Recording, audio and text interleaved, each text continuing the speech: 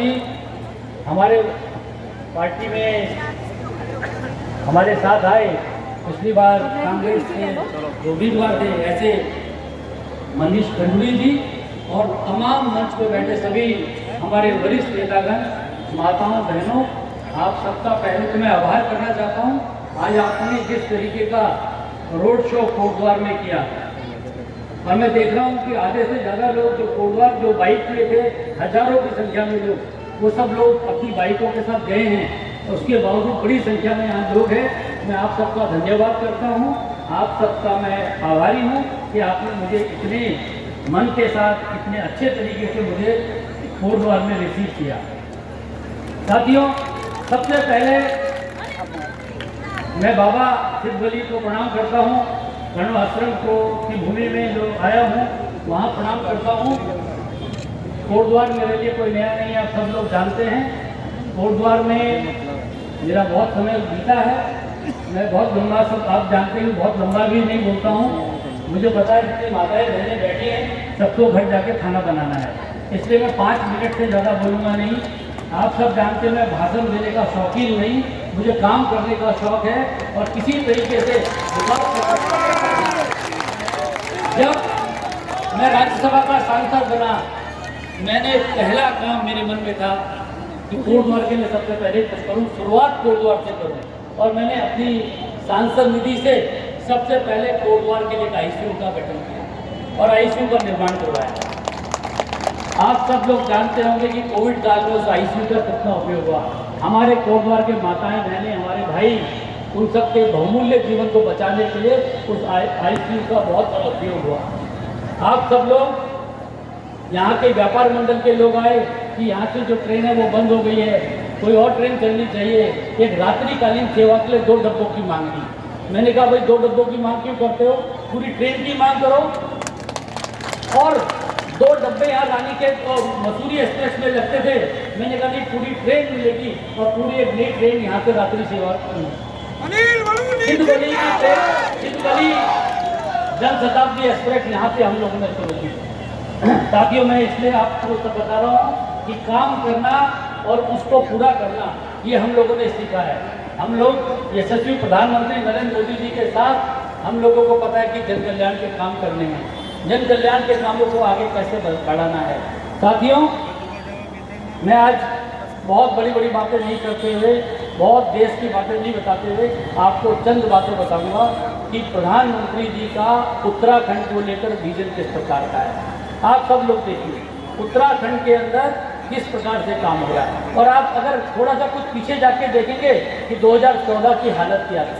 आज जो लोग मोबाइल पे वीडियो बना रहे हैं और फूल जरूर बातें कर रहे हैं, ये अच्छी सड़कें किसने दी है, ये इंटरनेट कनेक्टिविटी किसने दी है, ये मोदी जी के काल के कारण यहाँ सारा हुआ है। आज हमारे यहाँ बहुत सारे एक्स सर्विसमैन भाई हैं। OROP किस प्रकार से OROP को किया गया, 1 रैंक 1 पेंशन को किस प्रकार से किया गया। बढ़िया, सैकड़ों कई दशकों से पेंडिंग था, लेकिन मोदी जी ने एक दिन नहीं किया। इसलिए मेरा ये कहना है कि मोदी जी का उत्तराखंड में बहुत लगाव है। उत्तराखंड से उनका लगाव इस तरह से दिखता है। मुझे दिल्ली में बहुत सारे लोग मिलते हैं, देश भर में मैं जाता हूँ, लोग कहते हैं कि भाई ये उत्तराखंड के लोगों के साथ मोदी जी का ऐसा क्या है, ये उत्तराखंड के लोगों को उनका इतना पसंद क्यों है। आप देखिए दिल्ली में 10 साल से हमारे राष्ट्रीय सुरक्षा सलाहकार NSA डोभाल साहब हैं। आपने देखा देश का पहला CDS जनरल बिपिन रावत जो हमारे गौरव थे, वो उनको CDS बनाया गया। उसी वक्त आपने देखा होगा कि रॉ के चीफ अनिल धस्माना जी थे। उसी वक्त आपने देखा होगा कि NTRO के चीफ जो सुरक्षा के लिए सबसे महत्वपूर्ण एजेंसी है उसके उत्तराखंड के थे। कोस्ट गार्ड के चीफ वो उत्तराखंड के थे। पूरी देश की सुरक्षा उत्तराखंड के हाथों पे थी और मोदी जी को विश्वास था। तो सब लोग पूछते भाई ये क्यों ऐसा होता है। मैंने कहा क्योंकि उत्तराखंड के लोग परिश्रम की पराकाष्ठा करना जानते हैं।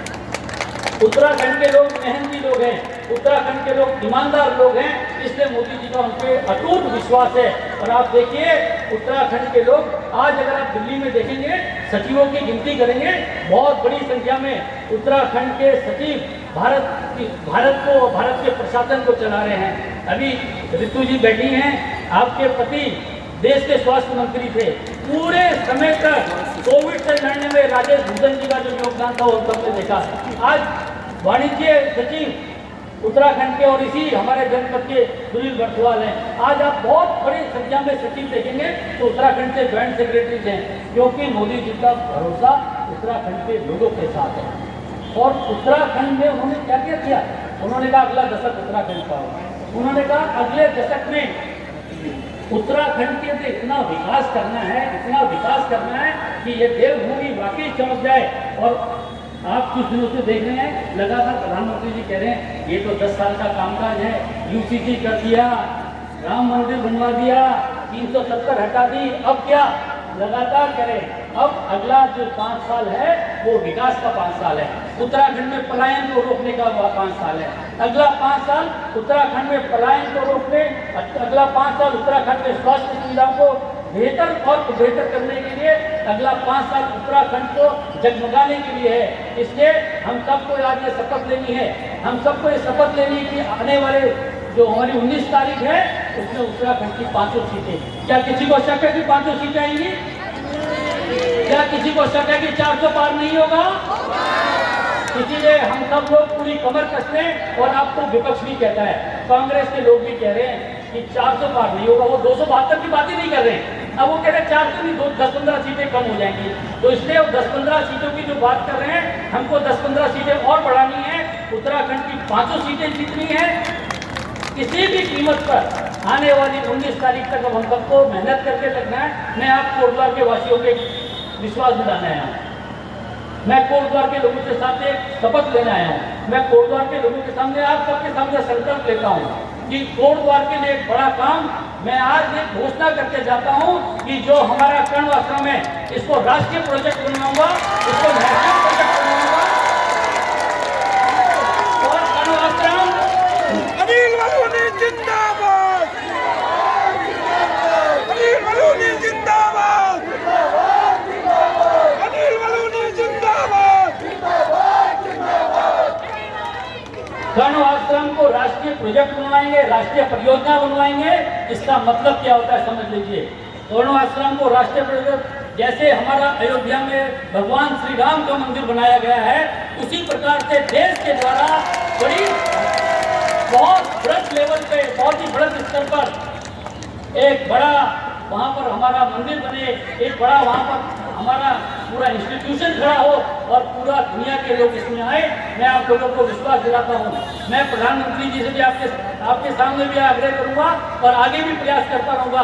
कर्ण आश्रम बहुत बड़ा स्तर पर काम किया जाएगा और ऐसा होगा कि पूरा हिंदुस्तान नहीं, पूरे विश्व के लोग कर्ण आश्रम में आएंगे। इनका आज आप लोगों को विश्वास दिलाते हैं।